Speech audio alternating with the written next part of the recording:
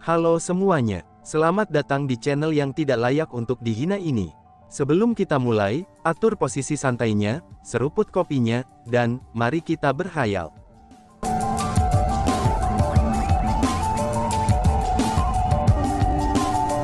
Melanjutkan cerita sebelumnya. Setelah melanjutkan perjalanan lagi, jeritan dan raungan dari monster-monster itu mulai terdengar dari belakang Chu Feng. Selanjutnya, jeritan dan raungan itu semakin lemah dan semakin lemah. Chu Feng tahu bahwa dia harus secara bertahap menjauhkan diri dari wilayah tempat monster-monster itu disegel. Selanjutnya, bahkan setelah jeritan dan raungan dari monster benar-benar menghilang, Bai Liluo masih perlahan melanjutkan ke depan. Dia tidak menunjukkan tanda-tanda akan berhenti. Chu Feng tidak tahu pasti kemana Bai Liluo berencana untuk pergi. Dia juga tidak bertanya tentang hal itu, tetapi terus diam-diam mengikutinya. Karena sudah seperti itu, mereka berdua melakukan perjalanan untuk waktu yang sangat lama sebelum Bai Liluo tiba-tiba berhenti. "Kami di sini," kata Bai Liluo. Kami di sini?" Chu Feng merasa terkejut. Alasan untuk itu adalah, karena tempat itu masih gelap gulita. Dia sampai saat ini hanya bisa melihat hingga jarak 10 meter. Di mana saja di luar radius 10 meter, itu tetap gelap gulita dan sunyi. Kesunyian semacam ini sangat aneh dan tidak nyaman.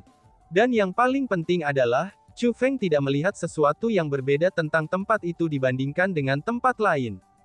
Wush! Tiba-tiba saja, Bai Liluo bersandar ke tanah, dan mulai membentuk segel tangan dengan satu tangan.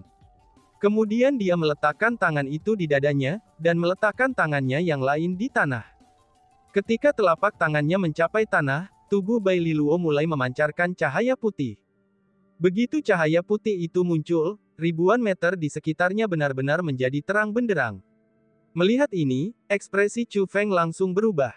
Seketika saja dia merasakan rasa kagum. Demi membubarkan kegelapan di sekitarnya, Chu Feng telah mencoba segala macam metode. Namun, mereka semua tidaklah efektif. Namun gadis di depannya itu hanya meletakkan telapak tangannya di tanah, dan dia benar-benar berhasil menerangi sekeliling mereka dengan begitu cerah. Perbedaan di antara mereka ini terlalu besar. Selanjutnya, Chu Feng sekarang mampu melihat bahwa tempat mereka berada bukanlah gua biasa. Tapi sebaliknya, mereka berada di dalam istana. Meskipun mereka berdiri di permukaan yang menyerupai batu biasa, tapi dinding dan pilar-pilar istana semuanya sangat indah. Itu bukanlah hal-hal yang dapat diciptakan oleh seorang spiritualis dunia biasa.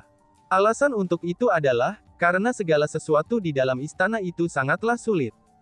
Paling tidak, Chu Feng dengan kekuatannya saat ini tidak akan dapat menyebabkan kerusakan pada mereka.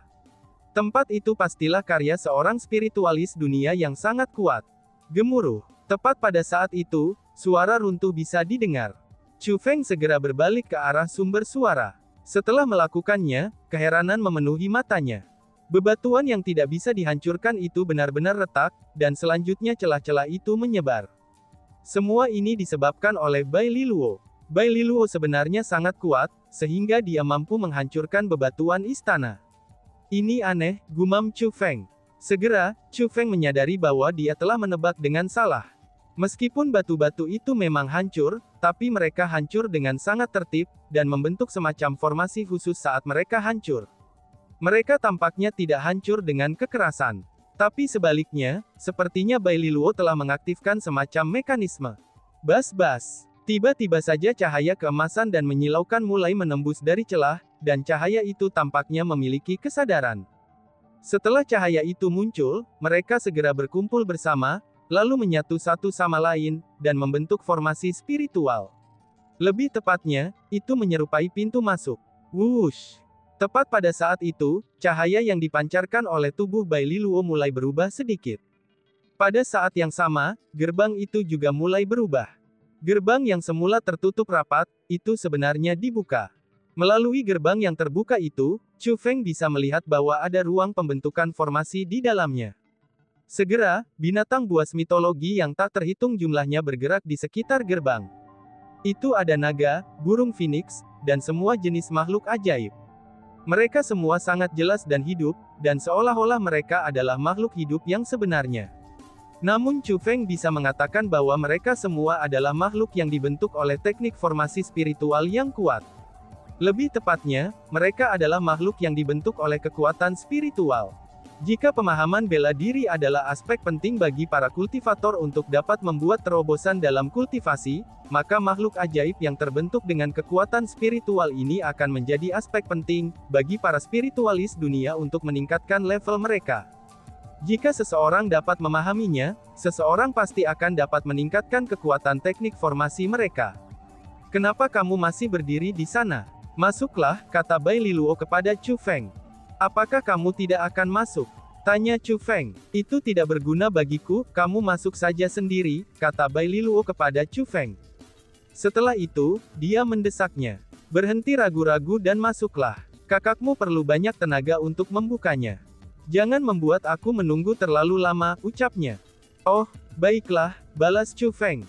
Melihat ini, Chu Feng berhenti ragu-ragu, dan melompat ke ruang pembentukan formasi. Bas-bas. Begitu Chu Feng memasuki ruang pembentukan formasi, gerbang masuk segera ditutup di belakangnya. Itu seperti Chu Feng yang terjebak di sana. Binatang buas di sana juga memperhatikan Chu Feng.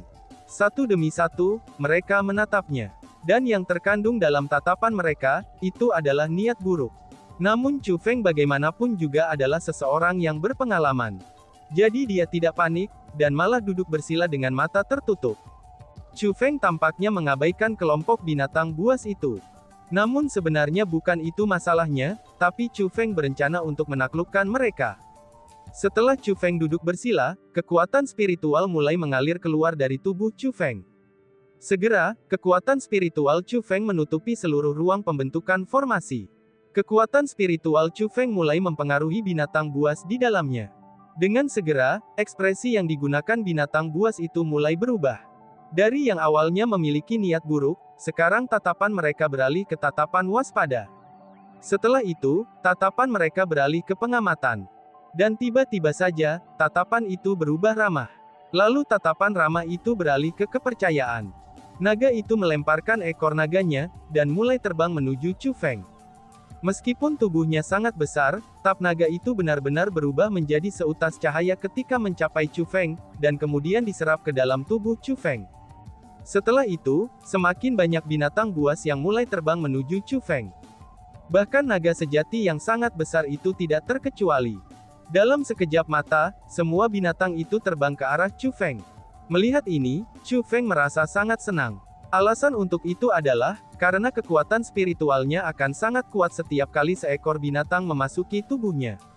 Saat semua binatang buas yang kuat memasuki tubuhnya, kemampuan Chu Feng untuk terhubung dengan kekuatan spiritual di tingkat jubah agung mencapai tingkat yang sangat kuat. Pada titik itu, Chu Feng merasa bahwa dia sekarang mampu terhubung ke jubah agung Snake Mark. Jika Chu Feng dapat berhasil terhubung dengan Snake Mark Exalted Cloak Spirit Power, maka dia akan menjadi Snake Mark Exalted Cloak World Spiritis. Dengan begitu, Chu Feng tidak ragu sedikit pun. Dia segera mencoba untuk membentuk koneksi ke Snake Mark Exalted Cloak Spirit Power. Cepat buatlah kontrak denganku. Kamu, berhentilah membuang-buang waktu. Tepat ketika Chu Feng terhubung dengan Snake Mark Exalted Cloak Power Spirit, suara yang akrab memasuki telinganya. Itu adalah suara roh dunia Asura perempuan. Chu Feng juga mendengar suaranya ketika ia berhasil mencapai terobosan dalam teknik roh dunianya di masa lalu. Dia adalah roh dunia yang sangat kuat. Kultivasinya itu setidaknya adalah surgawi abadi. Bahkan mungkin kultivasinya menjadi lebih kuat dari itu. Chu Feng juga tidak mengerti, mengapa dia ingin memiliki kontrak dengannya, dan mengapa dia memiliki sikap keras kepala juga. Kamu siapa sebenarnya? Mengapa kamu ingin melakukan kontrak denganku?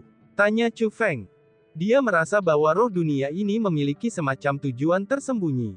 Aku ingin melayanimu. Jangan membuang-buang waktu. Jika kamu mendapatkan bantuanku, kamu pasti akan dapat menyapu semua musuhmu dari hadapanmu. Suara roh dunia itu terdengar lagi. Mengapa aku harus percaya bahwa kamu akan membantuku? Kekuatanmu saja lebih kuat dari milikku. Apa yang harus aku lakukan jika kamu memutuskan untuk menyakiti aku? Tanya Chu Feng. Jika aku menandatangani kontrak denganmu, hidup dan mati kita akan terhubung saat aku berada di dunia kamu. Jika kamu hidup, maka aku akan tetap hidup. Tapi jika kamu mati, maka aku juga akan mati. Jika aku membunuhmu, itu sama dengan aku bunuh diri. Apakah aku akan melakukan hal seperti itu? Bajingan, berhenti membuang-buang waktu. Pembentukan formasi terkutuk milikmu itu akan berakhir, dan akan memutuskan hubungan kita lagi. Maka dengan cepat, izinkan aku untuk menemanimu. Cepatlah lakukan perjanjian dengan, suara roh dunia perempuan itu tumbuh semakin lemah. Dia bahkan tidak berhasil menyelesaikan kata-kata terakhirnya sebelum suaranya menghilang sepenuhnya. Kamu berani mengutukku sebagai bajingan. Aku tahu bahwa kamu menyembunyikan niat jahat terhadapku sejak awal. Kamu tidak memiliki keinginan untuk melayaniku, gumam Chu Feng dalam hatinya. Namun seketika, ekspresinya segera berubah. Dia pun berpikir dalam hatinya. Pembentukan formasiku, apa yang dia maksud dengan itu? Apakah ini pembentukan formasiku yang secara paksa menutup hubungannya denganku? Apa yang sebenarnya terjadi? Mungkinkah itu yang dilakukan ibuku? Tapi, mengapa ibuku melakukan itu? Mengapa dia menyegel roh dunia yang ingin memasuki kontrak denganku atas kemauan mereka sendiri, itu melalui penggunaan pembentukan formasi? Mungkinkah ibu tahu bahwa roh dunia itu memiliki tujuan yang tidak murni, dan pasti akan membahayakan aku? Chu Feng mulai merenung dan berpikir. Jika itu adalah semacam formasi yang diletakkan di tubuhnya, maka kemungkinan besar itu adalah sesuatu yang dilakukan oleh ibunya. Namun Chu Feng tidak mengerti, mengapa ibunya melakukan hal seperti itu. Tiba-tiba saja, tubuh Chu Feng bersandar ke samping, dan Chu Feng benar-benar jatuh ke tanah. Chu Feng membuka matanya untuk melihat, dan menemukan bahwa dia sudah meninggalkan ruang pembentukan formasi. Segera, Bai Liluo berdiri di sampingnya dan menatapnya. Tampaknya Bai Liluo yang secara paksa membawa Chu Feng kembali dari ruang roh dunia.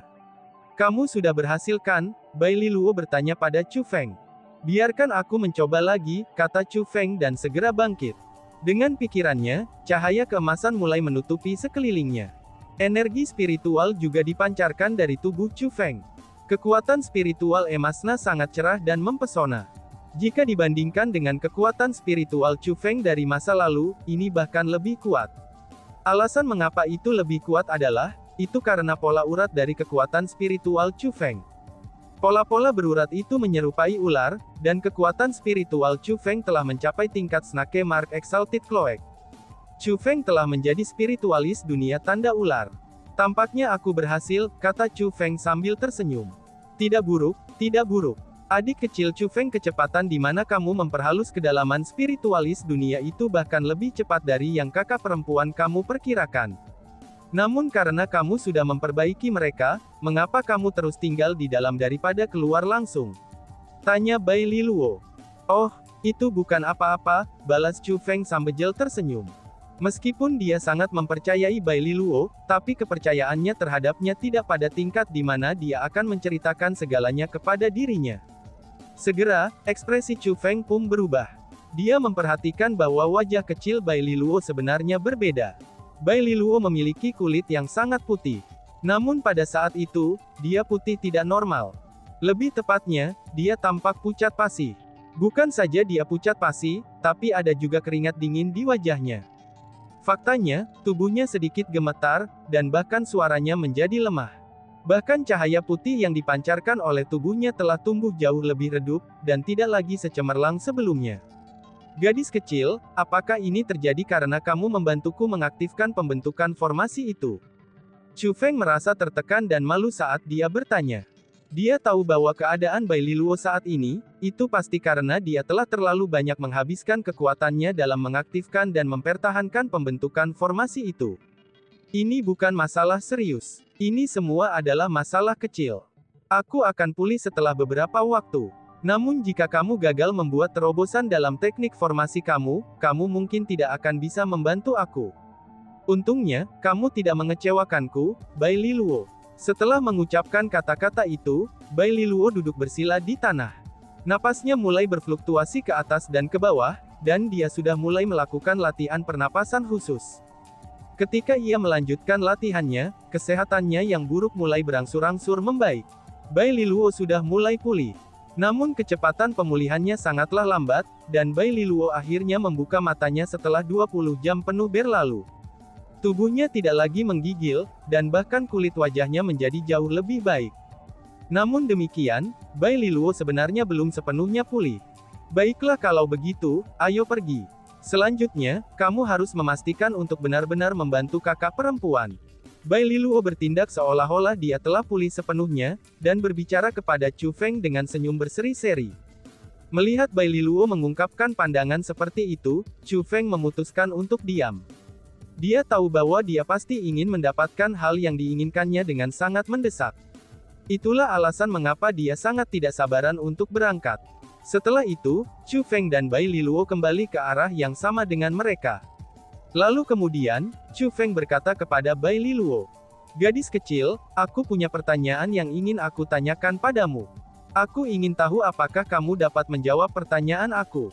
Jika tidak, kamu dapat berpura-pura bahwa aku tidak pernah menyebutkannya," ucap Chu Feng. "Pertanyaan apa itu? Beritahu aku dulu," kata Bai Liluo. "Gadis kecil, tepatnya dari mana kamu berasal?" tanya Chu Feng. "Hei bocah, pertanyaanmu tidak baik. Mengapa kamu bertanya tentang urusan pribadi aku? Dan sepertinya aku juga tidak bisa memberitahumu tentang itu. Akan tetapi, kakak perempuan ini akan memberi kamu jawaban dari pertanyaanmu ini di masa depan. Apakah itu baik-baik saja?" Bai Liluo berkata kepada Chu Feng. "Oh, baiklah," balas Chu Feng. Mendengar jawaban itu, Chu Feng tersenyum dan mengangguk. Untuk pertanyaan seperti itu, jika orang yang ditanyai pertanyaan itu tidak ingin memberitahunya, itu tidak akan ada gunanya tidak peduli berapa kali Chu Feng bertanya. Namun Chu Feng merasa bahwa gadis kecil itu, suatu hari nanti akan bersedia untuk mengatakan yang sebenarnya. Dalam perjalanan kembali, kecepatan Bai Liluo masih sangat lambat. Chu Feng merasa bahwa pasti ada alasan mengapa Bai Liluo melakukan ini. Jadi dia tidak bertanya terlalu banyak tentang itu. Setelah perjalanan panjang, Chu Feng dan Bai Liluo akhirnya kembali ke puncak gunung yang tertutup es dan salju. "Nona Liluo, akhirnya kamu keluar. Kami telah menunggu dengan pahit untukmu." Tepat setelah Chu Feng dan Bai Liluo kembali ke puncak gunung, sebuah suara segera terdengar. Pada saat itu, Chu Feng memperhatikan bahwa lingkungan mereka ditutupi dengan klan Qian Feather Monstrous. King Yu Fengming, King Yu Yunlong, dan King Yu Yunhu juga hadir. Selain itu, ada individu dalam kelompok yang bahkan lebih kuat dari King Yu Yunlong dan King Yu Yunhu. Orang yang berbicara sebelumnya adalah orang terkuat itu. Orang itu secara alami tidak lain adalah pemimpin klan Qian Feather Monstrous di alam marsial kultivasi leluhur, King Yu Ruiz.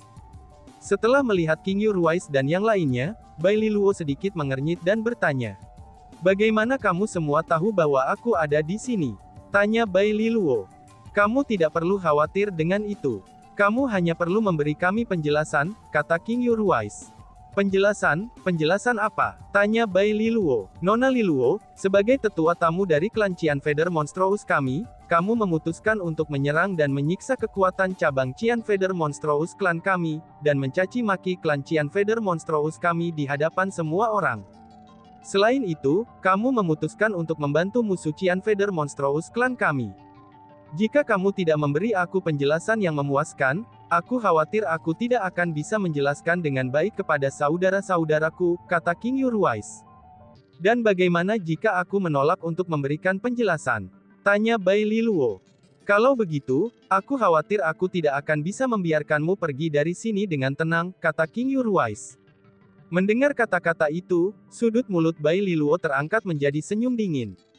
Kemudian, dia berkata kepada King Yu Ruiz, "King Yu Ruiz, coba ulangi apa yang baru saja kamu katakan sekali lagi," ucap Bai Liluo. "Bai Liluo, jangan bertindak sombong. Aku tahu bahwa kamu memiliki beberapa kemampuan. Namun klan Qian Feather Monstrous kami sama sekali tidak, dan, wush." Sebelum King Yu Ruiz bisa menyelesaikan kata-katanya, Bai Liluo melambaikan lengan bajunya.